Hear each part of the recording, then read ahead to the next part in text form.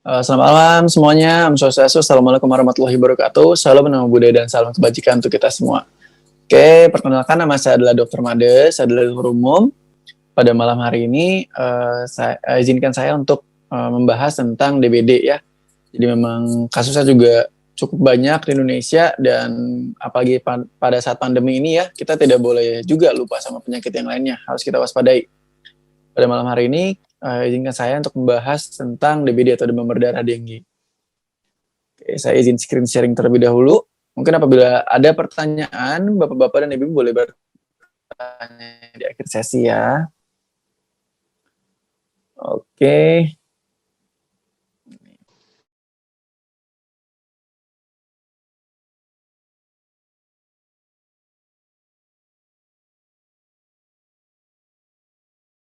Adalah demam berdarah dengue. Adalah penyakit infeksi yang disebabkan oleh virus dengue ya, ditularkan oleh nyamuk Aedes aegypti gitu. Jadi penyebabnya ini sebenarnya adalah virus.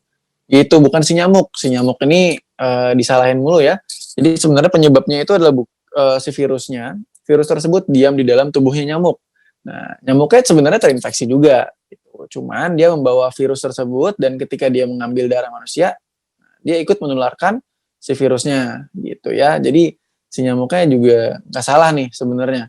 Dia juga tertular, terinfeksi. Selanjutnya adalah penyebarannya ada dua ya di Indonesia saat ini. Yang pertama Aedes aegypti dan juga Aedes albopicus. Nah, ini adalah penyakit-penyakit dan ini adalah nyamuk-nyamuk yang sering ditemui. Ciri khasnya ada ya seperti bintik-bintik putih dan juga hitam gitu. Dan ukuran juga cukup kecil gitu. Dan ini yang biasanya sering ditemui tuh ya.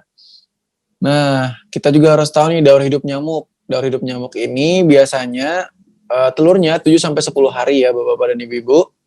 Dan tiap 2 hari nyamuk dewasa itu membutuhkan darah untuk bertelur. Jadi untuk metabolismenya, untuk kelangsungan hidupnya dia menghisap darah manusia, menghisap darah mamalia lainnya. Gitu. Jadi yang pertama, nyamuk ini nanti akan bertelur di air ya, terutama air. Paling banyak memang di air, lalu dia nanti akan berubah telurnya itu menjadi jentik gitu. Nah, dari jentik tersebut nanti akan menjadi pupa atau kepompong dan ketika dia sudah waktunya nanti dia akan menjadi nyamuk muda, dewasa, lalu kawin dan seperti itu seterusnya ya.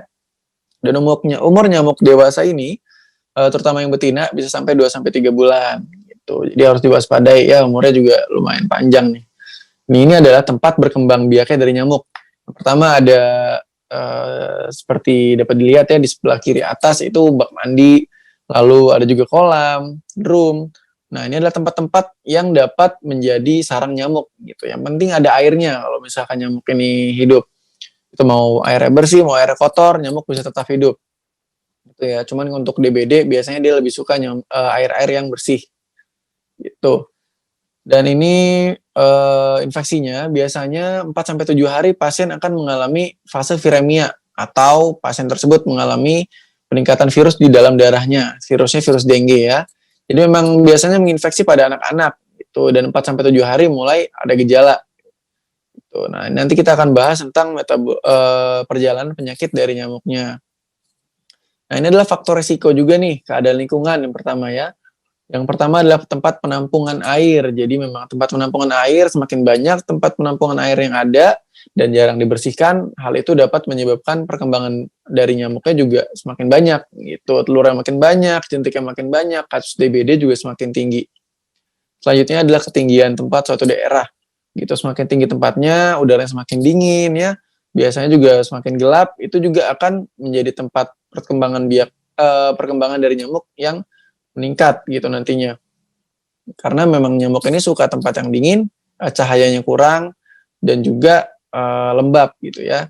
Selanjutnya adalah curah hujan. Nah, karena curah hujannya tinggi, jadi nyamuknya bisa bertelur deh.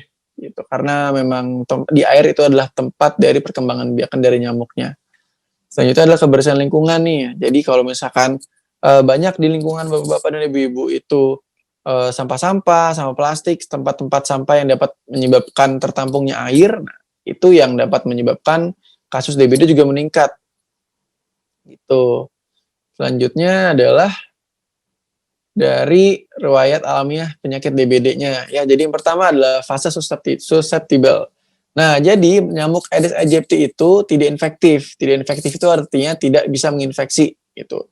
Tapi kemudian bisa jadi infektif itu ketika dia menggigit manusia yang sakit atau dalam keadaan viremia gitu. Jadi nyamuknya sehat nih, dia mengisap darah manusia yang terinfeksi DBD. Nah, secara otomatis nyamuk tersebut akan membawa si virusnya. Nah, sebut saja Bapak A ya. Bapak A ini terinfeksi DBD. Nyamuknya mengisap darah Bapak A. Lalu ketika nyamuk tersebut sudah selesai mengisap darah Bapak A, nah nyamuk tersebut akan tertular dengue juga gitu. Jadi dia ketika menginfeksi atau menghisap darah si anak A atau anak B, nah di dalam tubuhnya kan sudah ada virus. Jadi dia bisa menularkan virus tersebut ke anak A dan juga anak B gitu ya. Jadi awalnya nyamuknya sehat, tapi dia bisa terinfeksi ketika dia menghisap darah manusia yang terinfeksi juga gitu. Jadi kasihan juga sebenarnya nyamuknya. Dia juga sakit, dia juga menularkan. Selanjutnya adalah fase subklinis, di mana pasien ini sudah terinfeksi namun belum ada gejalanya. Nah, ini fase klinis ya. Fase klinis biasanya ditandai oleh demam tinggi ya, lalu bisa juga badannya menjadi dingin, bisa mual muntah gejalanya. Nah, di sini mulai ada gejala nih, sudah mulai tinggi demamnya, pasien sudah tidak nafsu makan, dan ketika daya tahan tubuhnya bagus, makan minumnya cukup, tertangani dengan baik, dia akan berlanjut ke fase penyembuhan. Tapi ketika dia terlambat penanganannya, lalu di rumah saja ya, tidak ditangani dengan baik, virusnya juga semakin berkembang, dia bisa mengalami kecacatan bahkan kematian, gitu ya. Jadi memang kasus sangat tinggi, terutama pada anak-anak gitu. Anak-anak bisa sangat rentan. Awalnya mungkin biasa saja, tapi bisa tiba-tiba langsung jatuh ke dalam keadaan shock gitu. Berbeda dengan orang dewasa gitu ya. Ini adalah gejala-gejala DBD. Yang pertama adalah panasnya mendadak tinggi ya, 2-7 hari. Dan biasanya muncul bintik-bintik merah pada kulit. Nah, kalau misalkan sudah muncul bintik-bintik merah pada kulit, dan dia adanya demam, nah ini curiganya pasien tersebut sudah mengalami kebocoran plasmanya. Jadi, kadar trombositnya sudah rendah, hematokritnya juga sudah rendah. Nah, ini bahaya ya, bisa berlanjut ke fase shock, bisa tidak sadar anaknya kalau misalkan sudah ada bintik-bintik merah.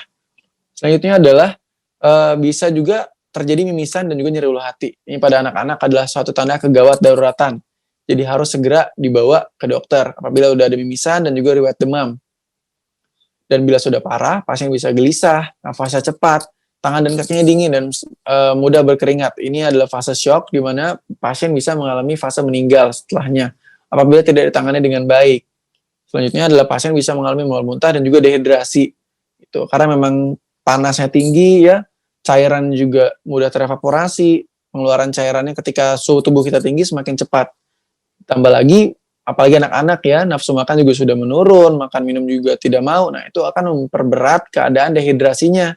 Jadi, harus tetap mengkonsumsi makan makanan dan juga minuman dengan baik gitu. Memang harus dipaksakan ya, memang tidak enak. Terutama saat kita sakit ya, ada banyak sekali keluhan, ada sakit tenggorokan, badannya meriang, greges gitu ya. Nah, tapi harus tetap konsumsi makanan dan juga minumannya untuk mencegah pasien tersebut jatuh ke keadaan dehidrasi. Oke, selanjutnya ini pencegahan ya. Pencegahannya itu yang pertama pendidikan juga penyuluhan seperti pada malam hari ini Bapak-bapak dan Ibu sudah baik nih sudah datang. Semoga bisa menambah wawasannya juga ya. Selanjutnya kita juga harus memperbaiki suplai dan juga penyimpanan air. Itu harus rajin dikuras, harus rajin dibersihkan dan juga perbaikan sanitasi lingkungan. Jadi got itu juga salah satu tempat perkembangan dari nyamuk. Jadi harus selalu dibersihkan. Kalau misalkan gotnya lancar, otomatis jentik nyamuk tersebut akan terbawa arus oleh di bagian gotnya. Jadi tidak langsung masuk ke dalam rumah kita gitu. Itu juga salah satu pencegahan. Jadi harus lancar ya, siring dan juga got yang ada di sekitar rumah kita. Selanjutnya adalah abatisasi dengan menggunakan bubuk abate. Jadi ini biasanya digunakan untuk daerah-daerah yang banyak sekali jentiknya, lalu ditaburkan saja bubuk abatenya, didiamkan 1-2 jam, nanti biasanya akan menetralisir si air tersebut gitu, dan membunuh si telur, jentik, dan juga pupa yang sedang berkembang di dalam airnya. Nah, biasanya pemerintah juga melaksanakan program focus fogging. Jadi memang untuk daerah-daerah yang terkena atau ada daerah nih yang diketahui mengalami ada pasien mengalami DBD. Nah, itu biasanya akan langsung dilakukan fogging karena memang ketika orang tersebut mengalami DBD, nyamuknya akan berkeliaran dan ketika nyamuknya berkeliaran, nah itu bisa menyebabkan infeksi pada orang-orang lainnya. Gitu, satu keluarga bisa terinfeksi apabila tergigit nyamuk yang mempunyai dengue virus gitu. Jadi memang bahaya ya DBD ini bisa menular dengan cepat juga terutama menggunakan media nyamuk yang notabene sangat kecil dan juga sulit untuk dihindari gitu. Lalu kita juga harus mengendalikan jentik nyamuknya ya dengan cara tadi. Ini bisa juga dari dokternya ini pelacakan penderita, lalu bisa juga penemuan dan pertolongan pada penderita, serta pemeriksaan laboratorium, serta penata laksana lebih lanjut pada kasus-kasus DBD. Ya, ini dengan menggunakan 3M ya. Yang pertama adalah menguras, lalu menutup, serta mengubur. Menguras ini menguras bak mandi, menguras tempat-tempat penampungan air, jadi harus selalu dikuras. Tidak boleh ada tempat yang banyak airnya, lalu kotor, apalagi kalau ada jentik nyamuknya. Nah, itu harus selalu dikuras dan juga segera dikuras. Selanjutnya adalah menutup tempat-tempat ya, tempat-tempat yang jadi penampungan air apabila tidak bisa dibuang atau tidak bisa dibersihkan. Itu karena kalau misalkan terbuka secara terus-menerus, nyamuknya bakal bertelur di situ dan berkembang biak di sana. Dia harus ditutup, lalu selanjutnya adalah mengubur. Ini ade ini salah juga ya, mengubur dia nggak pakai sendal, sama nggak pakai baju. Yang ada nanti dia bisa ketularan DBD nih, karena banyak nyamuk di sana yang menggigit tubuhnya.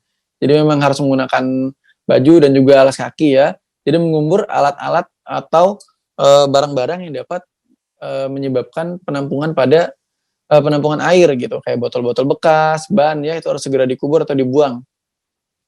Dan juga seperti yang dapat dilihat nih, ini seperti pohon yang seperti wadah mangkuk gitu saja harus segera dibersihkan karena itu juga menjadi sarang nyamuk apabila ada airnya.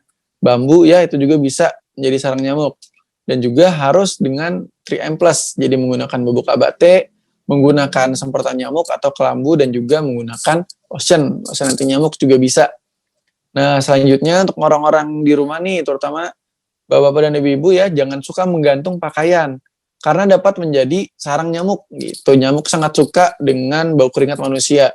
Jadi baju-baju bekas yang digantungkan itu akan menjadi sarang nyamuk yang nantinya nyamuknya ketika bersarang di sana berkembang biak di sana. Nah, di sana akan terjadi peningkatan jumlah nyamuk dan juga bisa meningkatkan kasus DBD gitu. Jadi tidak boleh menggantung pakaian ya di belakang pintu, harus di tempat-tempat yang tertutup gitu, di dalam lemari kalau bisa menggantung pakaian.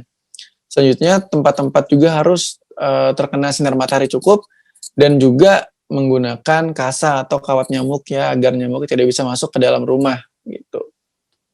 Nah, kita juga bisa melakukan pencegahan secara biologis nih yang suka melihara ikan. Jadi ada beberapa ikan yang suka mengkonsumsi jentik nyamuk ya, seperti ikan kepala timah atau mujair. Nah, hal ini juga dapat mencegah terjadinya perkembangbiakan nyamuk, terutama di bagian kolam gitu. Selanjutnya ada juga tanaman pengusir nyamuk. Tanaman-tanaman ini harus hidup dan juga tidak perlu diolah lagi ya. Kalau misalkan dia mati dan juga diolah itu biasanya mengurangi efektivitas efek dari tanamannya gitu. Jadi semakin dia hidup, semakin dia banyak, semakin bagus kerjanya. Nah, ini ada beberapa tanaman. Yang pertama ada lantang cemara ya, selasih, lalu ada zodia, geranium, dan juga lavender. Ini adalah tanaman-tanaman yang banyak ditemukan di Indonesia gitu. Jadi tidak sulit ya untuk mendapatkan tanaman ini. Ditanam di rumah ini baik sekali karena dapat mencegah terjadinya perkembangan nyamuk di daerah situ, di daerah rumah kita maksudnya ditanami. Oke, mungkin itu saja penjelasan singkat dari saya. Semoga informasi yang saya berikan ini bermanfaat dan bisa membantu bapak-bapak ibu-ibu terhindar dari penyakit DBD. Oke, jadi tetap jangan lupa juga tentang COVID-nya ya. Selalu gunakan masker, jaga jarak, dan selalu cuci tangan setelah memegang benda apapun dari luar. Ya, mungkin itu saja dari saya. Semoga sehat selalu. Saya tutup, saya Dr. Made. Assalamualaikum warahmatullahi wabarakatuh. Salam budaya dan salam kebajikan untuk kita semua. Swastiastu. Terima kasih. Selamat malam semuanya.